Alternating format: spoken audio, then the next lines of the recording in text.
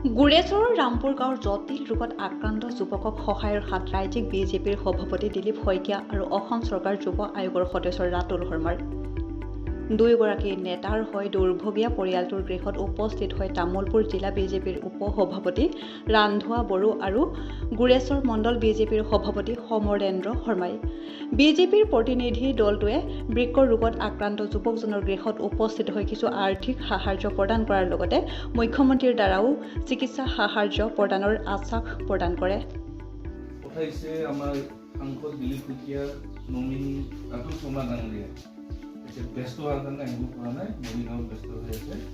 ক'লে তুমি অলপ খবৰ লৈ আহা, অলপ মত বিনিময় কৰি আহা বুলি ক'লে আপোনাৰ মাৰ লগত কথা পাতিছোঁ। আপোনাৰ স্বাস্থ্যৰ চিকিৎসাৰ কাৰণে যি পাৰোঁ আমি সহায় কৰিম।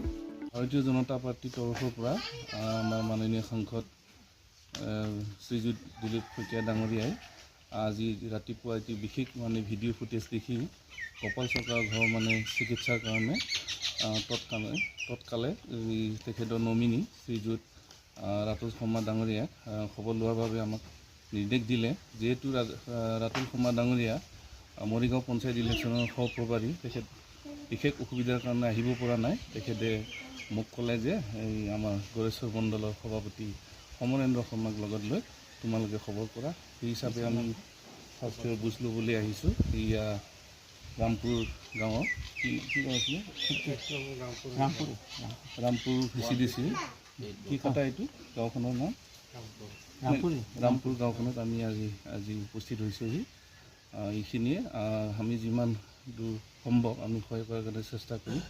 গোপাল চৰকাৰৰ স্বাস্থ্যৰ কাৰণে আমি যিমান যি পাৰোঁ মুখ্যমন্ত্ৰীৰ বিশেষ পুঁজিৰ পৰা আমি যিখিনি পাৰোঁ তেখেতক চিকিৎসাৰ বাবে আমি সাহায্য আগবঢ়াৰ চেষ্টা চলাম।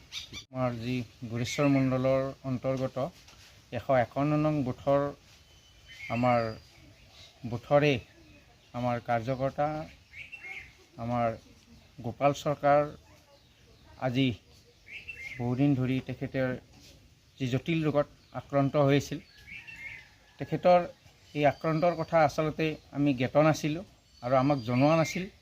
যোৱাকালি ভিডিঅ' ফুটেজটোৰ পৰা আমি গম পালোঁ যে তেখেত আজি কিডনী ৰোগত বহুদিন ধৰি আক্ৰান্ত হৈ আছে। খুবেই দুখ লাগিল। আমাৰ সন্মানীয় ৰাজ্যিক সভাপতি দিলীপ শইকীয়া ডাঙৰীয়াৰ তেখেতে এই ভিডিঅ' ফুটেজটো চাই আমাৰ সন্মানীয় নমিনী ৰাতুল শৰ্মা ডাঙৰীয়াৰ নিৰ্দেশনা দিলে আৰু তেখেতে বিশেষ অসুবিধাবশতঃ আহিব পৰা নাই।